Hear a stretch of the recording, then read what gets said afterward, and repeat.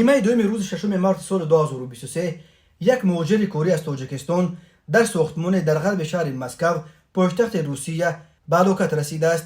این کارگر که همگی 25 سال داشت از بلندی به زمین افتاده در جای حادثه جان داده است. نشریه امکای چاپ مسکو خبر داد که این حادثه ناخوش ساعت 16:50 در یک ساختمان در کوچه نیژنی میوونیکی رخ داده. کارگر هلاک شده یک جوان 25 ساله از تاجیکستان بوده است.